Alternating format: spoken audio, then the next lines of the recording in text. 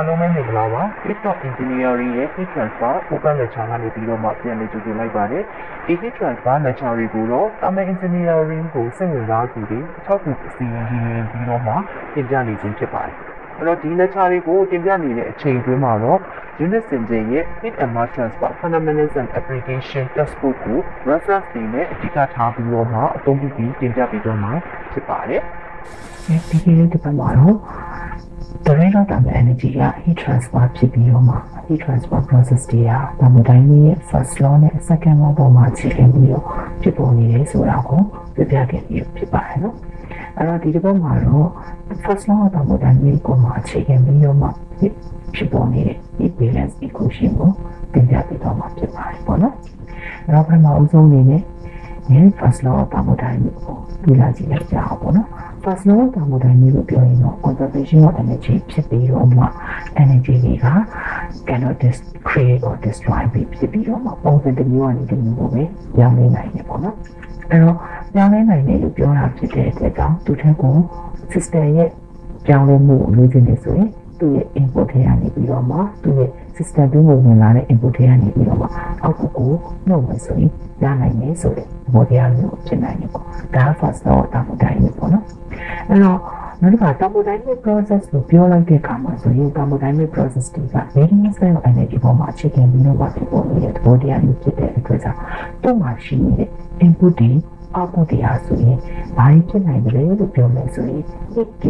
energy mass energy နဲ့ water တွေဖြစ်ပေါ်စေနိုင်တာကိုတွေ့ရမှာဖြစ်ပါတယ်အဲ့တော့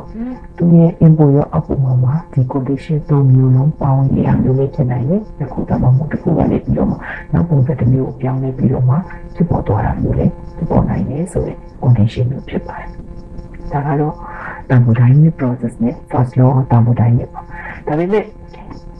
ကျွန်တော်တို့အနေနဲ့ heat transfer process လို့သိလိုက်မယ်ဆိုရင်တော့ heat transfer process တွေကဘာလို့လဲလာလဲလို့ပြောမယ်ဆိုရင် thermal energy ပြောင်းလဲမှုကိုပဲလေ့လာတာဖြစ်ပါတယ်။အဲဒါကြောင့်မို့လို့သူ့ရဲ့ input နဲ့ output တွေမှာဆိုရင် heat energy ပဲအဝင်ထွက်ရှိတာကိုပဲလေ့လာပါတယ်။နောက်တစ်ခုကဘာလဲလို့ပြောမယ်ဆိုရင်အတွင်းမှာရှိနေတဲ့ပြောင်းလဲသွားတာကတော့ thermal energy changes ကိုပဲပြောင်းလဲမှုကိုလေ့လာတာဖြစ်ပါတယ်။အဲတော့first law of thermodynamics အရာဆိုရင်ဘယ်လိုဖြစ်နိုင်လဲဆိုရင် E minus E up is equal to ကဘာလဲသွားနေလဲဆိုရင် delta EST အမှာ E နဲ့ E out ကဘာဖြစ်နိုင်လဲလို့ပြောမယ်ဆိုရင် E energy တွေပဲဖြစ်နိုင်တယ်ပေါ့နော်ဒီလိုတော့ဒါပေမဲ့ဒီ process မှာဆိုတော့စဉ်းစားစရာတစ်ခုလေးရှိလာတာကဘာလဲဆိုလို့ရှိရင် heat generation system တွေပေါ့ heat generation ဆိုတာဘာလဲလို့ပြောမယ်ဆိုလို့ရှိရင်တော့ဒီ system ရဲ့အတွင်းထဲမှာ system အတွင်းထဲမှာပေါ့နော်ဥပမာပြောမယ်ဆို nuclear ဒါမှမဟုတ် chemical electric တွေကနေပြီးတော့ thermal energy ကိုပြောင်းလဲပြီးတော့မှထုတ်လုပ်ပြီးနေတဲ့အရာမျိုးဆိုရင်ဒီမှာဒီ process မှာပါနေတဲ့စဉ်းစားလဲဆိုရင် heat generation တွေနဲ့ချိန်ဆစဉ်းစားထားတာတွေ့ရပါတယ်အဲ့တော့ system တွင်းမှာ heat generate လုပ်တယ်လို့ပြောတာဖြစ်တဲ့အတွက်ကြောင့်အပြင်ကိုထုတ်လုပ်ပေးနေတာဖြစ်တဲ့အတွက်ကြောင့်ဒီ system အတွက်ဆိုရင် heat generation က input condition တွေနဲ့သဘောတရားမျိုးတွေနဲ့လာပြီးတော့ရှိနေတာပါအဲ့တော့ဒီ equation မှာဆိုရင်ဘယ်လိုဖြစ်သွားလဲလို့ပြောမယ်ဆိုလို့ရှိရင် Q.A plus heat generation ကဘာလေးနဲ့ပြောင်းဝင်လာလဲဆိုရင် QE input နေနဲ့ဝင်လာပါတယ်output အနေနဲ့ကပါထွက်သွားတယ်ဆိုရင် Q output အနေနဲ့ထွက်သွားတာတွေ့ရပါတယ်။အဲဒီကနေပြီးတော့မှပါဖို့ရမယ်ဆိုလို့ရှိရင် data into system thermal system ကိုရရှိမှာဖြစ်ပါတယ်။ဒါကတော့ heat balance equation ပဲဖြစ်ပါတယ်။အဲတော့တတိထားရမှာလေးတစ်ချက်ကတော့ heat generation ပေါ့နော်။ heat generation လို့ပြောရင်က system တွင်းမှာဖြစ်ပေါ်နေတဲ့ heat generation လို့ပြောနေတာပါ။ဒီမှာပြောမယ်ဆိုရင်ဒီ system ရဲ့ပြင်ပမှာnuclear energy ကနေပြီးတော့မှ heating တခုကိုထုတ်လုပ်ပြီးနေတယ်ဆိုရင်ဒါက heat generation နေနဲ့ရှိနေမှာပေါ့ပါဘူးသူကိုဝင်လာမှာက input သဘောတရားမျိုးနေနဲ့ heat နေနဲ့ဝင်လာတဲ့ demo တခုနေနဲ့ပဲဖြစ်ပေါ်စေတယ်ဆိုတာလေးကိုတော့သတိထားရဖို့လိုတော့လိုအပ်ပါတယ်ပေါ့နော်အဲ့တော့ဥပမာအနေနဲ့ဒီ heat balance equation ကိုပြီးပြီးနေတာဒီ exam လေးနဲ့ကြည့်ရအောင်ပေါ့နော်ဒါမှဆိုရင်ဥပမာပြောမယ်ဆိုရင်ဒါအခန်းတစ်ခန်းပေါ့နော်အခန်းတစ်ခန်းရဲ့ top နဲ့ပေါ်တော့ပေါ့နော်ဒီမှာခုကတော့သူ့ရဲ့အတွင်းမှာဒီအဝင်လည်းမရှိထွက်လည်းမရှိဘူးလို့ယူဆထားမယ်ပေါ့နော်ဒါအဲ့တော့ဒီနေ့ left ဘက်ကနေပြီးတော့မှပါဝင်လာမယ်လို့ပြောမယ်ဆိုရင်ဒီ input ပေါ့ဒီ input တစ်ခုကဘယ်ကနေလာတဲ့ input လဲဆိုရင်ရောင်ခြည်ကလာတဲ့ input တစ်ခုကအခန်းထဲကိုဝင်လာတယ်လို့ယူဆမယ်ပေါ့နော် အခုကဒီဘက်ရဲ့အခန်းမှာဆိုလို့ရှိရင်တော့အခန်းရဲ့ဒီဘက်ခြမ်းမှာဆိုရင်နောက်တဲ့အခန်းတစ်ခန်းတစ်ခုရှိတယ်လို့ယူဆထားမယ်ပေါ့နော် room လို့ယူဆလိုက်တယ်ပေါ့အဲ့ဒီအခန်းတစ်ခန်းကတော့ဒီအခန်းရဲ့ temperature တက်ပို့ပြီးတော့နိုင်တယ်ပေါ့နော်ပို့ပြီးတော့ cooler ဖြစ်တယ်လို့ယူဆမယ်ဆိုရင်ဒီအခန်းရဲ့အပူချိန်ကြီးဒီ room 2ကိုသွားပြီးတော့မှကျုပ်အောက်နေနဲ့ထွက်သွားမှတွေ့ရပါတယ်ဘာလို့လဲဆိုလို့ရှိရင် temperature တွေက heat transfer process က higher temperature ကနေ lower temperature ကိုသွားတဲ့အတွက်ကြောင့်ပေါ့နော်အဲ့တော့ဒါမှဆိုရင်ကျူတော့အင်ရှိမယ်ကျူတော့အောက်ရှိမယ်ပေါ့ဥပမာဒီအခန်းတွင်းမှာဒီကြောင်တစ်ချောင်းထုံထားမယ်ဥပမာပြောမယ်ဆိုရင်လမ်းတစ်ခုရှိနေတယ်နောက်တစ်ခုက heater တစ်ခုရှိနေတယ် electric heater လို့ယူဆမယ်ပေါ့နော် electric heater တစ်ခုကိုပွန်ထားနေမယ်ဆိုလို့ရှိရင်တော့ဒီနှစ်ခုဟာဆိုဒီအခန်းရဲ့အတွင်းထဲမှာ heat ကိုဖြစ်ပေါ်စေနိုင်တဲ့ generate ဖြစ်နေတဲ့ condition တစ်ခုတည်းအမျိုးမျိုးဖြစ်ပေါ်စေတာဖြစ်ပါတယ်အဲ့ဒါဆိုရင် heater နဲ့လမ်းကနေပြီးထွက်တဲ့ thermal energy ကို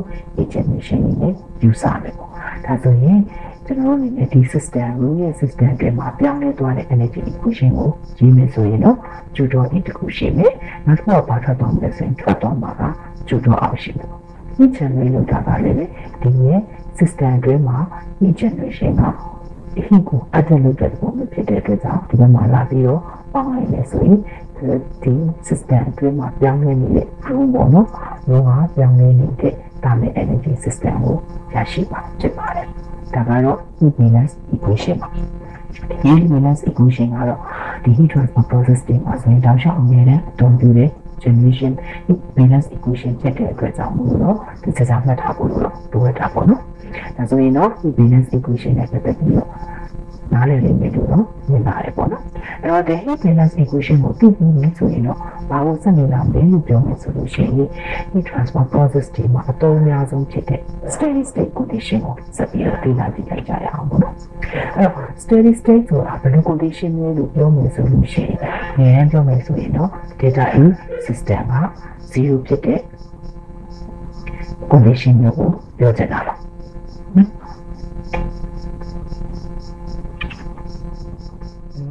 steady condition ဆိုတာဘယ်လို condition မျိုးလဲလို့ပြောမှဆိုလို့ရှိရင်တော့သူက system ကပြောင်းလဲမှုမရှိတဲ့ condition ပေါ့ဘယ်လိုလဲဆိုရင် process လုပ်နေတဲ့ကာလအတွင်းမှာ system ပြောင်းလဲမှုဖြစ်ပေါ်စေတဲ့ condition မျိုးပေါ့အဲတော့ system ပြောင်းလဲမှုဖြစ်တဲ့အတွက်ကြောင့်မို့လို့ data is system equal to 0နဲ့ညီတဲ့ condition မျိုးကိုဆိုလိုတာဖြစ်ပါတယ်အဲ့ဒါဖြစ်တဲ့အတွက် system က0ဖြစ်သွားတဲ့အတွက်သူ့မှာဘာဖြစ်နေလဲဆိုလို့ရှိရင်သူ့မှာရှိနေတဲ့ E ကဘာနဲ့တွားနေလဲဆိုရင် E အောက်နဲ့တွားနေတဲ့ condition ကိုဖြစ်ပေါ်စေပါတယ်။ဥပမာအနေနဲ့ပြောမယ်ဆိုရင်လူတစ်ယောက်ပေါ့နော်။ဒီယောက်က drink တစ်ခုသားလိုက်တယ်။အတွက်သူ့မှာသူ့ရဲ့အတွင်းမှာ heat energy 10 kJ ရရှိသွားမယ်ပေါ့နော်။ internal energy တစ်ခုရသွားမယ်။အဲ့ဒီကနေပြီးတော့မှသူကဘာလို့တစ်ခုကိုလုံးလိုက်တဲ့အတွက်ကြောင့်မို့လို့သူ့ဆေးကနေပြီးတော့မှ water လုံးလိုက်တဲ့အတွက်ကြောင့် water လုံးတဲ့အတွက်10 kJ ထွက်သွားနေတယ်ဆိုတော့အဲ့ဒါဆိုလို့ရှိရင်သူ့ရဲ့ internal energy ပြောင်းလဲမှုတဲ့အတွက် input လို့ပြောနေဆိုရင်တော့ဝင်လာတဲ့ input ကြိုတွေကနေထွက်သွားတဲ့ output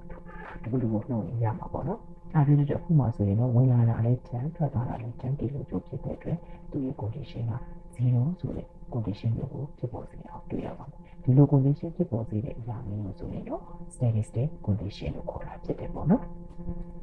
ဒါကတော့ steady state condition ပေါ့နော်အဲ steady state condition တွေ energy balance equation ပေါ့အဲ့ balance equation ကိုတွက်ကြည့်တဲ့အခါမှာဆိုရင်သူက Q.A minus Q.R plus heat generation equal to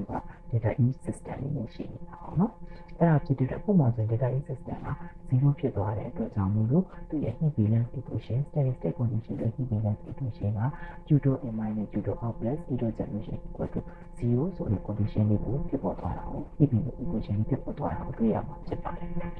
တကယ်လို့များအဲ့မှာ heat generation လည်းမရှိဘူးပေါ့နော် without heat generation ဖြစ်ခဲ့ပြီဆိုရင်တော့ဒီမှာကသူ့ heat balance equation က Q.A minus Q.R is equal to 0ဆိုတဲ့ condition လေးကိုဖြစ်ပေါ်စေနိုင်မှာဖြစ်ပါတယ်ဒါကတော့ steady state condition မှာဖြစ်ပေါ်စေနိုင်တဲ့ heat balance equation လေးပါနော်ဒီဟာလေးကို steady state condition ကိုသိပြီဆိုရင်တော့ဒီဟာလေးနဲ့ဆက်စပ်နေတဲ့ energy balance equation လေးကိုဆက်ကြည့်လိုက်ကြရအောင်ပေါ့နော်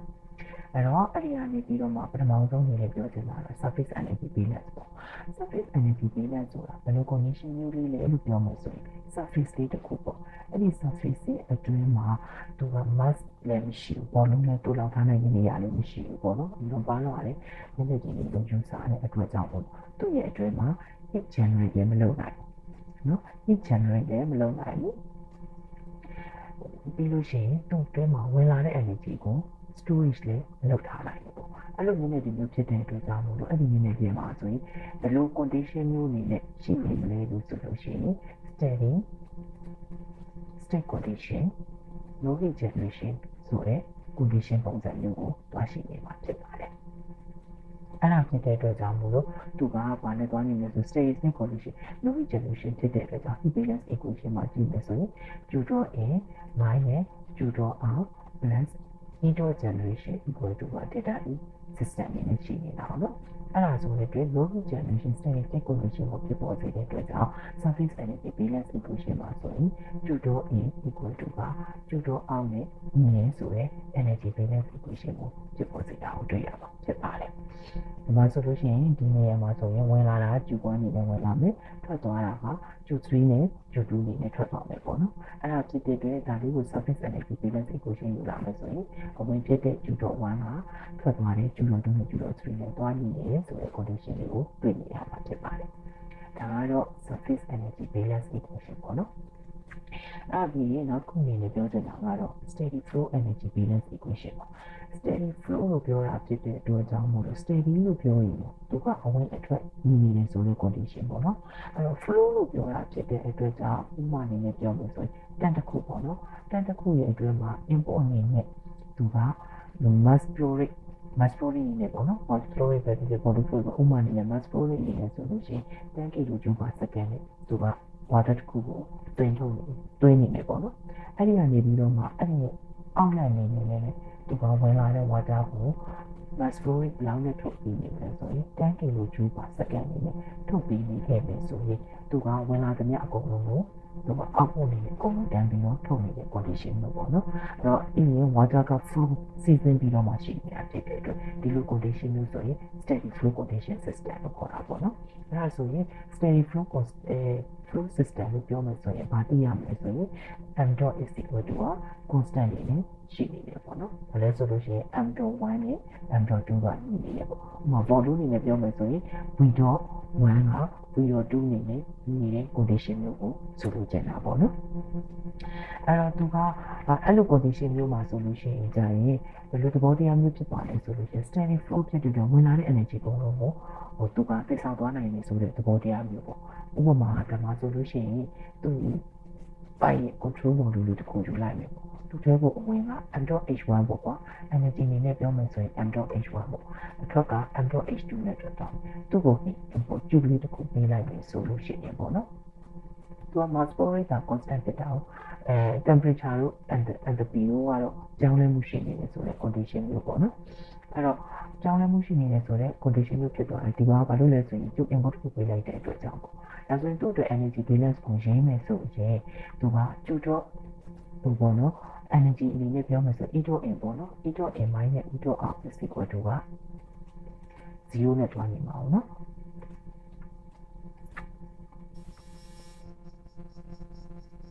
အဲ့တော့ steady flow အနေနဲ့ပြောတာဖြစ်တဲ့အတွက်ကြောင့် steady flow energy ကိုပြောတာဖြစ်တဲ့အတွက်ဝင်လာတဲ့ energy ကိုလုံးကိုသိဆောင်သွားနိုင်တယ်ဆိုရင် condition သဘောမျိုးမျိုးနဲ့လောက်စားနေတာပေါ့နော်အဲ့ဒါဆိုရင်ဒီဟာကဆိုရင် steady flow ဆိုရင် data E က0ဆိုတဲ့ condition မျိုးနဲ့လောက်စားနေမှာပေါ့ဒါဆိုရင်သူ့ရဲ့ energy မှာဘာဖြစ်သွားမလဲဆို E in minus E out is equal to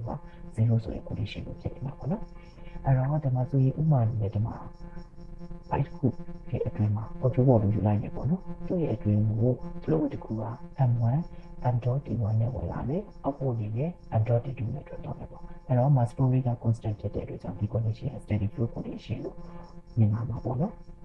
အဲ့ဒီကနေပြီးတော့မှသူ့ရဲ့အတွင်းကိုအဲ့ဒီ process လုပ်နေတဲ့အတွင်းမှာကျုပ် input တစ်ခုအနေနဲ့ပေးထားရဲဆိုလို့ရှိရင်သူ့ရဲ့ energy balance equation ကိုရေးလို့ဆိုရင် E အနေနဲ့ဝင်လာတာက mcp T1 နဲ့နောက်တစ်ခုကကျူရဝင်လာမယ်ပေါ့နော်အောက်ပို့အနေနဲ့ထွက်သွားမှာက MCP T2 အနေနဲ့ထွက်သွားတာကိုတွေ့ရမယ်ပေါ့အဲ့ဒါဆိုရင်သူ့ရဲ့ဝင်လာတဲ့ကျူပမာဏကိုလုပ်ချင်တယ်ဆိုရင်တော့ဘာနဲ့တွက်ထုတ်လို့ရမယ်ဆိုရင် MCP data T နဲ့တွားပြီးတော့မှတွက်ထုတ်လို့ရတာပေါ့နော်အဲ့ MCP data T ဆိုတာတရားကဘာလို့လဲပြောလဲဆိုလို့ရှိရင်ကျူတက်မှု ETP တယ်ဆိုရင်တော့ data T မှာ T2 minus T1 ဖြစ်သွားပြီးတော့မှသူကနေပြီးတော့ဒီ output တစ်ခုအနေနဲ့ထုတ်မယ်ဆိုရင်တော့ data T မှာ T1 minus T2 ဆိုတဲ့ condition မျိုးဖြစ်သွားမှာပေါ့နော်ဒါကတော့သူ့ရဲ့ condition မှာမူတည်ပြီးတော့မှ data တန်ဖိုးကလိုက်ပြီးတော့မှပြောင်းလဲပြီးတော့မှတွေ့ထုတ်ယူလို့ရတာပေါ့နော်အဲ့တော့ဒါလေးကတော့ steady flow energy မှာရှိနေတဲ့တွေ့ထုတ်လို့ရနိုင်တဲ့ equation ပေါ့နော် energy balance ကနေတွေ့ထုတ်လို့ရနိုင်တဲ့ equation လေးပါအဲ့တော့နောက်တစ်ခုအနေနဲ့ပြောချင်တာကကြတော့ closed system မှာရှိနေတဲ့ energy balance ပေါ့နော် closed system လို့ပြောတာဖြစ်တဲ့အတွက်ကြောင့် system တစ်ခုကို close လုပ်ထားတယ်ဖြစ်တဲ့အတွက်ကြောင့်အဲ့ဒီ system ရဲ့အတွင်းကိုမှာရှိနေတဲ့ mass ကအပြင်ကိုလည်းမထွက်နိုင်တယ်လို့အပြင် mass တွေကလည်းသူ့ထဲကိုမဝင်နိုင်တဲ့အတွက်ကြောင့်အဲ့ဒီအတွင်းမှာ mass တွေက fixed ဖြစ်နေတယ်ပေါ့နော်အဲ့ဒါကြောင့်မို့လို့ fixed mass condition ကိုလည်းခေါ်ကြတယ်ပေါ့နော်အဲ့တော့ဥပမာအနေနဲ့ငုံအောင်ပြောမယ်ဆိုရင်ဒီမှာဆိုရင် fixed လုပ်ထားတဲ့ mass ပေါ့နော် mass ဥပမာဆိုဒီမှာဆို A ဘူးတစ်ခုပေါ့ A ဘူးတစ်ခုကိုအေးခံမယ်ပေါ့နော်အေးခံမယ်ဆိုလို့ရှိရင်သူ့ရဲ့ system ရဲ့အတွင်းထဲကိုအပြင် mass လည်းမဝင်တယ်လို့အတွင်းထဲ mass ကလည်းပြင်ဖို့ထွက်ဖို့ပေါ့နော်မထွက်ဘူးဒါပေမဲ့ဘာဖြစ်နေလဲဆိုတော့အေးခံလိုက်တာဖြစ်တဲ့အတွက်သူ့ထဲကရှိနေတဲ့တချို့ကတော့အောက်ပေါ်နေနဲ့ထွက်သွားတာကိုတွေ့ရမယ်ပေါ့အဲ့တော့အတွင်းထဲမှာကတော့ internal energy ကတော့ပြောင်းလဲမှုရှိသွားတယ်။ဒါ internal energy ပြောင်းလဲမှုကဘာအနေနဲ့ဘယ်လိုသဘောတရားအနေနဲ့ပြောင်းလဲလဲဆိုတော့ internal energy changes ဖြစ်သွားတာပေါ့နော်။ system ရဲ့ internal energy ပြင်မဲ့က internal energy ပြောင်းလဲ data unit နဲ့ပြောင်းလဲသွားတာကိုတွေ့ရှိရမယ်ပေါ့နော်။ data unit temperature ကြောင့်မို့လို့ပြောင်းလဲသွားတာဖြစ်တဲ့အတွက်ကြောင့်သူ့ကိုတွေ့ထုတ်မယ်ဆိုလို့ရှိရင်ဒီမှာ fixed mass ဖြစ်တဲ့အတွက် MCB data T နဲ့တွားပြီးတော့မှတွေ့ထုတ်လို့ရတာတွေ့ရမယ်ပေါ့နော်အဲ့ဒါဆိုတော့ energy equation မှာဆိုရင်ဘာရှိနေလဲဆိုလို့ရှိရင် data U ကဘာနဲ့တွားနေလဲဆိုရင် E in minus A နဲ့တွားနေပါအောင်နော် E in minus A မှာဆိုဒီမှာဆိုလို့ရှိရင်သူတို့ကိုအဝင်နေတဲ့ input ကမရှိတဲ့အတွက်ကြောင့် E in က0ဖြစ်တဲ့အတွက်ထွက်သွားတာကဘာနဲ့ထွက်သွားလဲဆိုတော့ Q နဲ့ထွက်သွားတာပေါ့နော်Q နဲ့ထွက်သွားတာဖြစ်တဲ့အတွက်ကြောင့် Q is equal to MCV data T နဲ့တွားပြီးတော့မှတွေ့ထုတ်ယူလို့ရတာကိုတွေ့ရမှာဖြစ်ပါတယ်ဒါကတော့ closed system မှာရှိနေတဲ့ energy balance ကနေပြီးတော့မှတွေ့ထုတ်ယူလို့ရနိုင်တဲ့ တန်ဖိုးလေးပေါ့နော်ကျူတန်ဖိုးလေးကိုပြပေးတာဖြစ်ပါတယ်ပေါ့နော်အဲ့တော့ဒီချင်းချင်းအပြင် energy balance နဲ့ပတ်သက်ပြီးတော့တော်တော်များများနားလည်သွားမယ်လို့ပြောနေတယ်ပေါ့နော်အဲ့တော့ဒါလေးတွေကိုပို့ပြီးတော့နားလည်သွားအောင်အတွက်ကို example လေးနဲ့ဆက်ပြီးတော့ကြည့်လိုက်ရအောင်ပေါ့နော်အဲ့တော့ဒီ example လေးကတော့ဒါလုပ်တဲ့ process ကိုလုပ်ဆောင်တဲ့ဟာလေးလေဆိုရင် water ကို heating ပေးတဲ့ process ကိုလုပ်ဆောင်တဲ့ example လေးပေါ့နော်အဲ့တော့ water ကိုဘယ်လို heating ပေးမှလဲဆိုလို့ရှိရင်ရေဝင်အောင်ထည့်ပြီးတော့မှ heating ပေးမှာပေါ့နော်သူ့ရဲ့ temperature က50 degree Celsius ကနေ95 degree Celsius ထိရအောင်လို့အတွက်ကိုသူက heating ပေးတဲ့ process လေးပေါ့အဲ့တော့သူက heating ပေးတဲ့အခါမှာဆိုရင်ဘယ်လို heating ပေးမလဲဆိုလို့ရှိရင်ဒီရေနည်းဦးကို1200 watt ရှိတဲ့ electric heating နဲ့ပြီးတော့မှ water ကို heating ပေးမယ် process လေးပေါ့အဲ့တော့ heating ပေးတဲ့ process မှာဆိုရင်ဒီ water ကို deep oil ထဲမှာထည့်ပြီးတော့မှ heating ပေးမယ် process condition မျိုးဖြစ်တဲ့အတွက်ကြောင့်ဒီ deep oil ရဲ့အတွင်းထဲမှာဆိုဒီ process လုပ်နေတဲ့အတွင်းမှာအပြင်မှာရှိနေတဲ့ mass ကလည်းအတွင်းကိုဝင်မလာဘူးအတွင်းမှာရှိနေတဲ့ water ရဲ့ mass ပမာဏလည်းအပြင်ကိုထွက်မသွားဘူးဆိုတဲ့ condition မျိုးနဲ့လောက်ဆောင်မှာဖြစ်တဲ့အတွက်ကြောင့်ဒီမှာက closed system နဲ့energy balance ကိုတုံးပြီးတော့မှတက်ထုတ်လို့ရတဲ့ condition လေးဆိုတာကိုသိရှိရမှာဖြစ်ပါတယ်ပေါ့နော်အဲ့တော့ closed system ဖြစ်တဲ့အတွက်ကြောင့်မို့လို့ internal energy ပြောင်းလဲမှု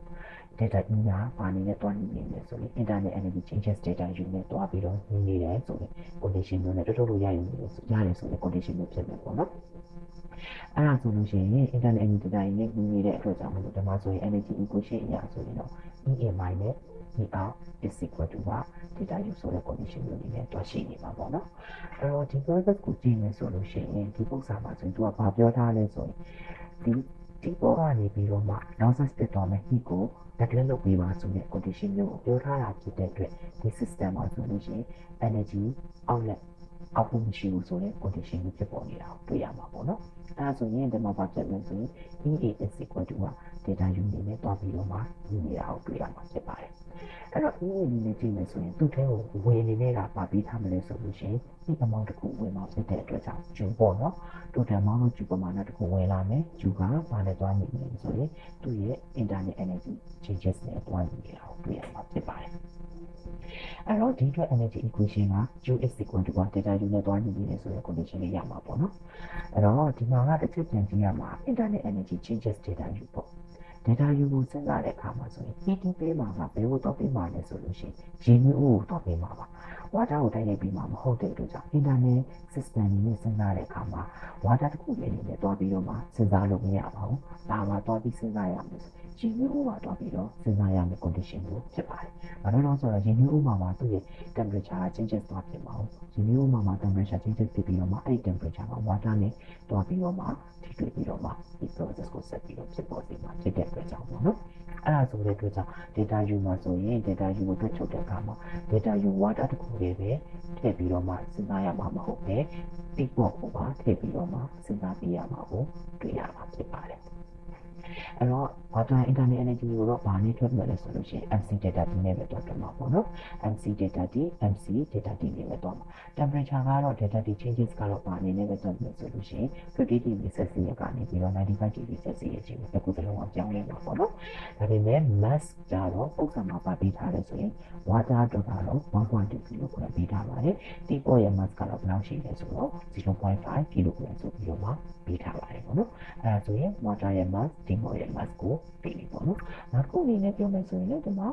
ဒီပေါ်အတွက်ဆိုရင်သူရဲ့ specific စီကံမှုပေးထားတယ်လို့ဒီမှာ water အတွက်လည်းပဲ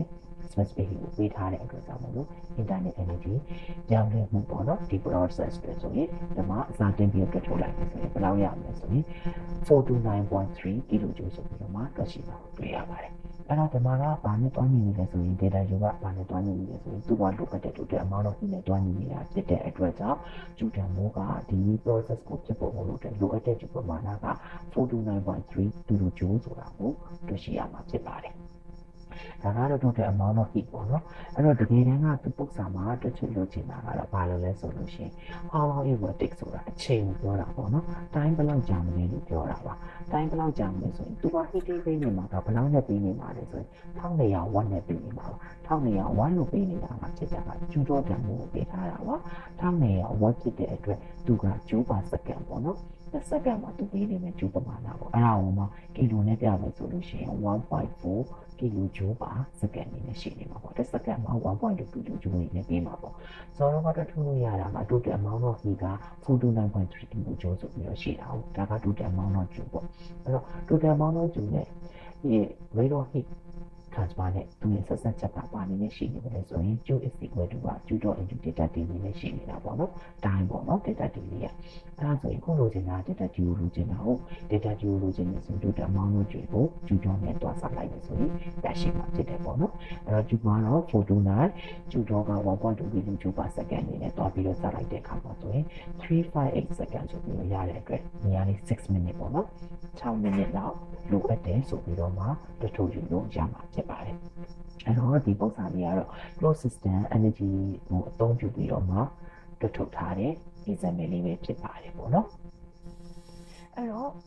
ဒီ example လေးကတော့ဘယ်လို process မျိုးလဲလို့ပြောမယ်ဆိုလို့ရှိရင်တော့အခန်းတစ်ခန်းအတွင်းပေါ့နော်အခန်းတစ်ခန်းရဲ့အတွင်းလေးကိုမှ deadline နဲ့ပေါ့နော်အပူပေးထားတဲ့လေးကိုပြဆောင်တဲ့အချိန်အတွင်းမှာသူ့ရဲ့အပူတချို့ကအဲ့ room တွင်းကို losses ဖြစ်သွားတဲ့ condition လေးပေါ့နော်အဲ့တော့ losses ဖြစ်သွားတဲ့ condition လေးကိုလေ့လာပါပေါ့နော်အဲ့တော့သူသိချင်တာကတော့ဘယ်လောက်ပမာဏ losses ဖြစ်သွားလဲဆိုတဲ့ condition လေးကိုသိချင်တာပေါ့အဲ့တော့ဒီ deadline တွင်းမှာကိုသိဆောင်နေတဲ့အချိန်တွင်းမှာကဘယ်လိုကိုဒီနေနဲ့တွားပြီးတော့သိဆောင်မှာ mass storage တစ်ခုအနေနဲ့သိဆောင်နေမှာပေါ့နော်အဲ့တော့ mass storage တစ်ခုအနေနဲ့သိဆောင်နေတဲ့ condition မျိုးဖြစ်တဲ့အတွက်ကြောင့်ဒီ process ဟာဆိုရင် steady flow process condition မျိုးပုံစံမျိုးဖြစ်သွားတယ်ပေါ့ mass ကလည်း constant အနေနဲ့ရှိနေတယ်နောက်တစ်ခုကဘာဖြစ်သွားလဲဆိုရင် data E is equal to 0ဆိုတဲ့ condition မျိုးဖြစ်နေတဲ့ process မျိုးပေါ့နော်အဲ့ဒါဖြစ်တဲ့ data E က0ဖြစ်တဲ့အတွက်ကြောင့်ဒီ process မှာဆိုရင်ဘာပွားနေလဲဆိုလို့ရှိရင် EA က E အောက်နဲ့တွားနေတဲ့ condition မျိုးဖြစ်သွားမယ်ပေါ့အဲ့တော့ဒီ process မှာတွားကြည့်မယ်ဆိုလို့ရှိရင်တော့ဘာရှိနေလဲဆိုရင်အဝင်ကဘာနဲ့ဝင်လာမလဲဆိုလို့ရှိရင်